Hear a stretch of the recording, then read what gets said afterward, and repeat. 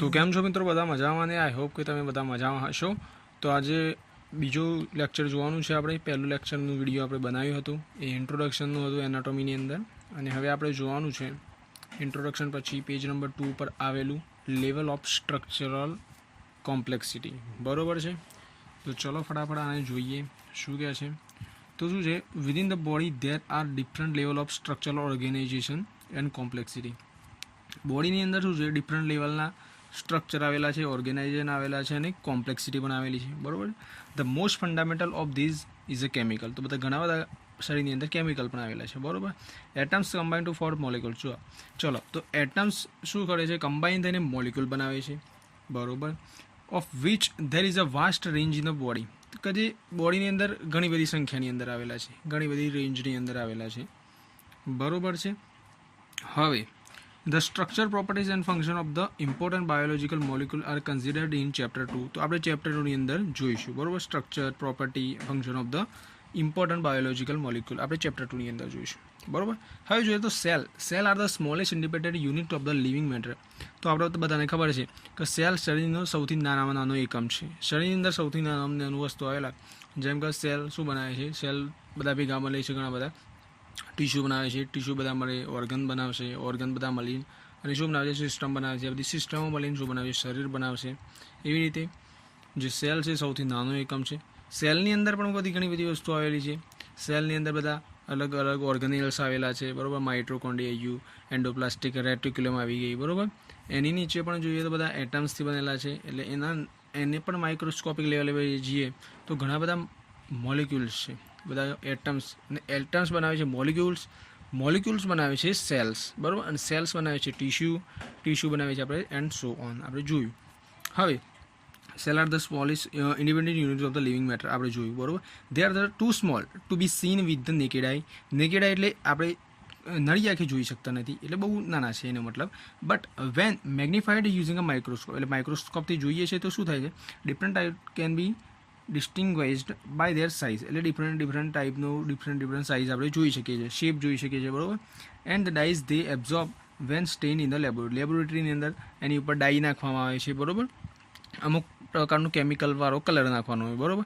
એના લીધે અલગ અલગ પાર્ટ આપણે જોઈ શકીએ છીએ સેલની અંદર. બરાબર. માઇક્રોસ્કોપની અંદર અને એ લેબોરેટરીની અંદર. બરાબર. હવે લેવલ ઓફ સ્ટ્રક્ચર કોમ્પ્લેક્સિટીની અંદર જોઈએ તો most body cells have become specialise. બરાબર છે.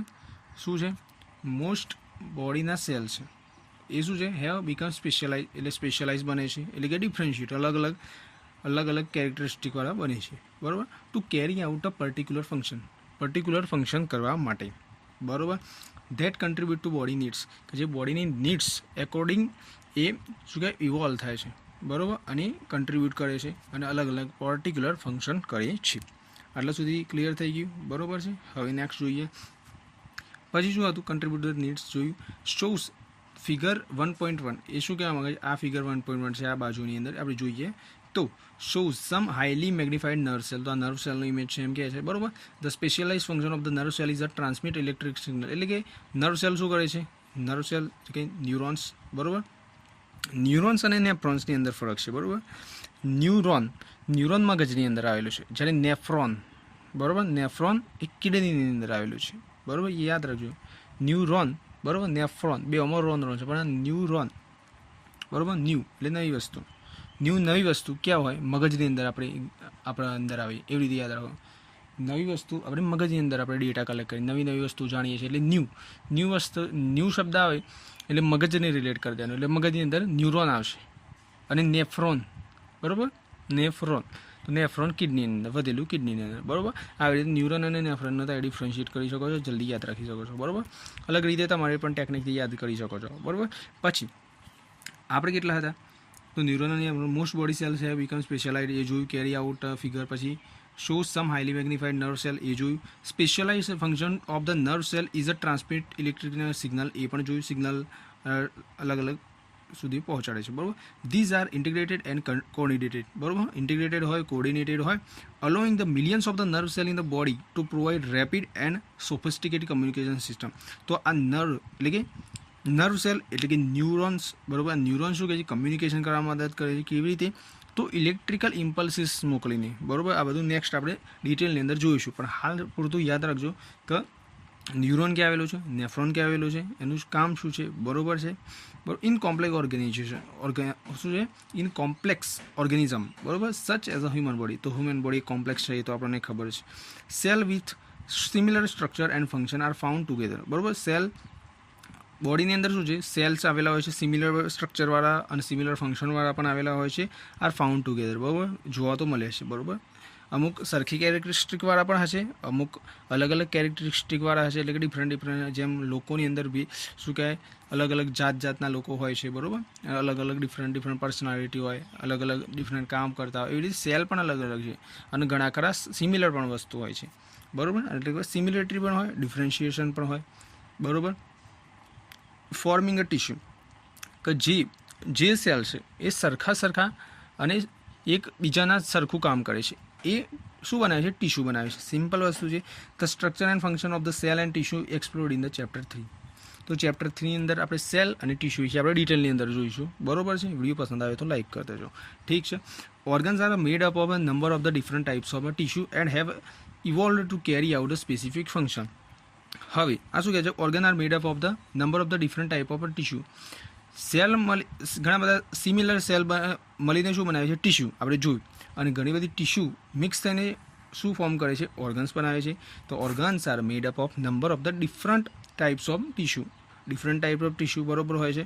And have evolve two carry out a specific function, બરોબર. ઘણા બધા અલગ અલગ ટાઈપના શું કહેવાય, ટિશ્યુ. જો આપણે આમાં શું હતું, એક વસ્તુ યાદ રાખજો, સિમિલર સેલ એટલે સરખા સેલ ભેગા થઈને બનાવે છે એક પર્ટિક્યુલર ટિશ્યુ બની, આટલા યાદ રાખી લીધું, બરાબર. બટ અહીંયા શું કહે છે, ડિફરન્ટ ટાઈપ્સ ઓફ ટિશ્યુ, અલગ અલગ જાતના ટિશ્યુ મળીને શું બનાવે છે, ઓર્ગન બનાવે છે, ઠીક છે. હવે આ ઓર્ગન બનાવી દીધું, અને શું કરે છે, evolve two carry out a specific function. તો શું કરે છે, ઇવોલ્વ થાય છે એટલે ઇવોલ્યુશન થાય છે, બરાબર છે. અને શું બનાવે છે, સ્પેસિફિક ફંક્શન કરે છે, ઠીક છે. ધેર આર અરાઉન્ડ 80 ઓર્ગન્સ, બરાબર. કેટલા છે, 80 ઓર્ગન, એટલે 80 જેટલા ઓર્ગન છે શરીરની અંદર, બરાબર. Each of which associated with the one or more body system, એટલે એક બધા જે 80 જેટલા ઓર્ગન છે એ બધા એકબીજા સાથે અલગ અલગ બોડીના પાર્ટ સાથે સિસ્ટમ સાથે સંકળાયેલા છે, ઠીક છે. હવે ફિગર 1.2ની વાત કરીએ. Show that the stomach is a lined by a layer of epithelium tissue. તો સ્ટમકની અંદરની લાઇનને શું શાના બનેલી હોય છે, એપિથેલિયલ ટિશ્યુની. અને that its wall contain a layer of smooth muscle tissue. અંદરની લેયર એપિથેલિયલ ટિશ્યુની બનેલી છે, અને એની વોલ છે, એની દિવાલ છે, જે બહારની દિવાલ છે, એ શાની બનેલી છે, એ એની લેયર તો સ્મૂથ મસલની, બરોબર છે, સ્મૂથ મસલની બનેલી છે. હવે both tissue contribute to the function of the stomach but in a different way. બંને ટિશ્યુ શું કરે છે, કન્ટ્રીબ્યુટ કરે છે ફંક્શન ઓફ ધ સ્ટમકના ફંક્શનની અંદર મદદ કરે છે, but in a different ways, અલગ અલગ રસ્તાથી મદદ કરે છે. મદદ તો કરે છે પણ અલગ અલગ રીતે મદદ કરે છે, બરોબર. System consist of the number of the organs and tissue that together contribute to one or more survival needs of the body. શું કહે છે, system consist of the number of organs, કે જે સિસ્ટમ છે, આ બધી કાર્ડિયોવાસ્ક્યુલર જોઈ, respiratory system જોઈ, બરોબર. આ બધી અલગ અલગ જાતની સિસ્ટમો છે, બધી મળીને નંબર ઓફ ઓર્ગન્સ અંદર આવેલા હોય છે, અને ટિશ્યુ પણ આવેલા હોય છે. ધેટ ટુગેધર શું કરે છે, બધા મળીને શું કરે છે, કન્ટ્રીબ્યુટ કરે છે વન ઓર મોર સર્વાઇવલ નીડ્સના કામ કરવા માટે બોડીના, બરોબર. આ બધી સિસ્ટમો શરીરને શું કહેવાય, એનું ફંક્શન કરવા માટે, એટલે કે એનું જેમ કે બાઇકને ચલાવવા માટે પેટ્રોલ જોઈએ, એન્જિન જોઈએ, બ્રેક જોઈએ, ક્લચ જોઈએ, આ બધું વસ્તુ જરૂર છે, એમ શરીરની અંદર પણ આપણા શરીરને ચલાવવા માટે હાર્ટ જોઈએ, બરાબર, કિડની જોઈએ, લીવર જોઈએ, પેન્ક્રિયાસ જોઈએ, મગજ જોઈએ, બરાબર, આ બધું જોઈએ. અને એને ચલાવવા માટે આપણે ઓક્સિજન પણ જોઈએ, બરાબર, ખાવા પીવાનું પણ જોઈએ. એવી રીતે આ બોડીને ચલાવવા માટે આ બધી સિસ્ટમ બનાવેલી છે, અને આ સિસ્ટમ આપણે જાણવી જરૂરી છે, બરાબર. હવે નેક્સ્ટ જોઈએ તો ફોર એક્ઝામ્પલ ધ પેન્ક્રિયાસ છે, સ્ટમક છે, liver are all organs considered to be part of the digestive system. આ બધા ડાયજેસ્ટિવ સિસ્ટમના પાર્ટ છે, આપણે જોયું, બરાબર. દે શું કહે, દે ઓલ કન્ટ્રીબ્યુટ. તો આ નેક્સ્ટ આપણે ફિગરની અંદર જોઈએ તો શું છે, ફિગર 1.1. તો આ શું કહે છે, they all contribute to the injection, digestion and absorption of the nutrients, બરાબર. આ બધા શું કરે છે, જે ડાયજેસ્ટિવના ઓર્ગન છે, ડાયજેસ્ટિવ સિસ્ટમના જે પણ ઓર્ગન છે અંદર સંકળાયેલા છે, એ બધા કન્ટ્રીબ્યુટ તો ઇન્જેસ્શન વસ્તુ અલગ છે, ડાયજેશન વસ્તુ અલગ છે, અને એબ્ઝોર્પ્શન અલગ છે, બરાબર. આ બધા કામો કરવા માટે મદદ કરે છે, બરાબર. અને આ બધું શું છે, ઇન્જેક્શન આવ્યું, ડાયજેશન, એબ્ઝોર્પ્શન શાનું થાય છે, તો બધા ન્યુટ્રિયન્ટ્સ. અને આ ન્યુટ્રિયન્ટ્સ ક્યાંથી મળે છે, આપણે ખાવાના, આપણે કોઈ પણ વસ્તુ ખાઈએ તો એની અંદરથી ન્યુટ્રિયન્ટ્સ મળે. But individually have very different function, બરાબર. પરંતુ પર્ટિક્યુલર ઇન્ડિવિજ્યુઅલી બધુંનું અલગ અલગ કામ છે, પરંતુ મદદ છે એટ ધ એન્ડ શાની અંદર કરે છે, ન્યુટ્રિયન્ટ્સને એબ્ઝોર્બ કરવા માટે, બરાબર. કેમ કે આ ન્યુટ્રિયન્ટ્સને સેલની ડેવલપ અને ગ્રોથ કરવામાં મદદ કરે છે, જેથી આપણે શરીરની અંદર આપણે સર્વાઈવ કરી શકીએ છીએ. નેક્સ્ટ જોઈએ તો શું છે, the body system work interdependently, બરાબર, and must communicate and coordinate there function for the body two remain healthy. તો હેલ્ધી રહેવા માટે આ બધી સિસ્ટમને વર્ક કરવી જરૂરી છે. ઇન્ડિપેન્ડન્ટલી હોય કે ઇન્ટરડિપેન્ડન્ટ હોય, એકબીજાના એક અલગ અલગ રીતે કામ કરે તો પણ, કે એકબીજાના ઉપર ભરોસો મૂકીને કામ કરે તો પણ કામ કરવું જરૂરી છે. શરીર હેલ્ધી રહેવું જરૂરી છે, બરાબર. The structure and function of the body system are considered in a later chapter. આપણે લેટર જે નેક્સ્ટ ચેપ્ટરો છે એની અંદર ડિટેલની અંદર જોઈશું, સ્ટ્રક્ચર ફૂલ ડિટેલની અંદર જોઈશું, ફંક્શન પણ કમ્પ્લીટ જોઈશું, બરાબર. અર્થાત વિડીયોને લાઇક કરજો, ચેનલને સબસ્ક્રાઈબ કરજો, બરાબર, અને સપોર્ટ કરજો અને કમેન્ટ કરજો, બરાબર. એટલે ખબર પડી કે વિડીયો કેવું આ લાગે છે, કોઈ ઇમ્પ્રૂવ કરવાની જરૂર છે કે નહીં, બરાબર. એટલે મને આઈડિયા આવે. પછી જોઈએ તો આ ફિગરની અંદર જુઓ, બરાબર. Figure 1.2 the level of the structure complexity. આ બધી લેવલ ઓફ સ્ટ્રક્ચર કોમ્પ્લેક્સિટી એના પહેલાં આપણે આ નીચેવાળું જોઈ લઈએ. તો by convention body system are described separately, બરાબર. By convention body system are described separately in the study of the anatomy and physiology, but in reality they work interdependently, બરાબર. આપણે એનાટોમી એન્ડ ફિઝિયોલોજીકલની અંદર શું છે, અલગ અલગ સિસ્ટમો બનશું, અલગ અલગ રીતે બનશું, સેલ અલગ બનશું, ટીશ્યુ અલગ બનશું, બ્લડ અલગ બનશું, ન્યુરોન અલગ બનશું, નેફ્રોન અલગ બનશું, પછી ફેફસા અલગ બનશું, હૃદય અલગ બનશું. બટ આ બધા મળીને શરીરનું એક જ કામ કરે છે, બરાબર. શરીરને સર્વાઈવ કરવાનું કામ કરે છે, બરાબર. તો આ શું લખ્યું, but in reality they work interdependently, બરાબર. This section provide an introduction. તો આ બધું ઇન્ટ્રોડક્શનની અંદર ટુ ધ બોડીની એક્ટિવિટીઝ કેવી રીતે થાય છે, linking them to survival needs માટે જરૂરી છે, communication, intake of the raw materials, બરાબર, and the elimination of the waste. તો આ વેસ્ટને બહાર કાઢે છે, and survival of the body itself and of the species, બરાબર. સ્પીસીસ એટલે કે આપણી જાતિની રક્ષા કરે છે, જે માનવ જાતિ છે. એવી રીતે કૂતરાની અલગ જાતિ હોય, બિલાડીની અલગ જાતિ હોય, બરાબર. વાઘ, સિંહ, કૂતરા, બિલાડા ગમે તેવી, તો બધા એનિમલ્સ છે, બધાની પ્રજાતિ અલગ છે, જાતિ અલગ છે. એવી રીતે પોતપોતાની સ્પીસીસ માટે, સર્વાઇવલ નીડ્સ માટે બધા અંદર સિસ્ટમો આવી રહ્યા છે ફંક્શન કરવા માટે, બરાબર. અને ન્યુટ્રિયન્ટ્સનો યુઝ કરીને સર્વાઈવ કરે છે સ્પીસીસ, બરાબર. તો આ હતું લેવલ ઓફ સ્ટ્રક્ચર કોમ્પ્લેક્સિટી, કે એની અંદર સેલ્સ આવી ગયા, ઓર્ગન આવી ગયા, ટીશ્યુ આવ્યા, જોયા, બરાબર. અને આ ન્યુરોનને આપણે જોયું. હવે આપણે આ જોઈએ, આ શું છે, તો આ છે આપણું ડાયજેસ્ટિવ સિસ્ટમ છે, બરાબર. એનું લેવલ ઓફ સ્ટ્રક્ચર કોમ્પ્લેક્સ. તો આ સ્ટ્રક્ચર કેવું છે, અને મેં તમને સ્ટાર્ટિંગની અંદર જ જણાવ્યું કે આ બધા એટમ છે, બરાબર. આ ઇમેજની અંદર જુઓ તમે, તો આ એટમ્સ છે, પછી આ એટમ્સ બધા મળીને મોલિક્યુલ્સ બનાવે છે, એ બધા આ કેમિકલ લેવલનું છે. આ કેમિકલ લેવલથી પછી સેલ્યુલર લેવલ ઉપર આવ્યા, બરાબર. આ સેલ બન્યો, આ સ્મૂથ મસલ સેલ બનશે, બરાબર. આ ગમે તે એક જાતનો સેલ છે. પછી આ સેલ બનીને શું બને, ટીશ્યુ બનાવશે. આ સ્મૂથ મસલ ટીશ્યુ બનાવ્યો, બરાબર. અને આ સ્મૂથ ટીશ્યુ લેવલ છે એ અંદરની, આ જો આપણું જઠર છે, સ્ટમક છે, બરાબર. અંદરની લાઇનિંગ છે એપિથેલિયલ ટીશ્યુની, બરાબર. અને જે બહારની જે પ્રોટેક્ટિવ લેયર છે એ સ્મૂથ મસલ ટીશ્યુની બનાવેલી છે, બરાબર. તો અલગ અલગ કામ છે, પરંતુ સર્વાઇવલનું તો કામ કરે જ છે, બરાબર.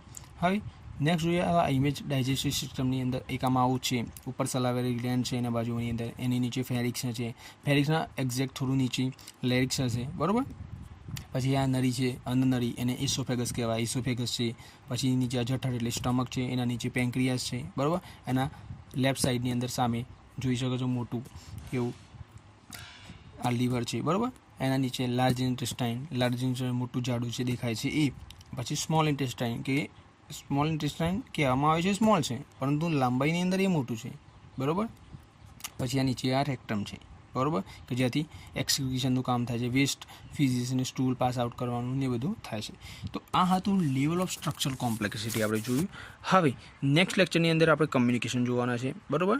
તો વિડીયો પસંદ આવે તો લાઇક કરી દેજો અને ચેનલને સબસ્ક્રાઈબ જરૂર કરી દેજો.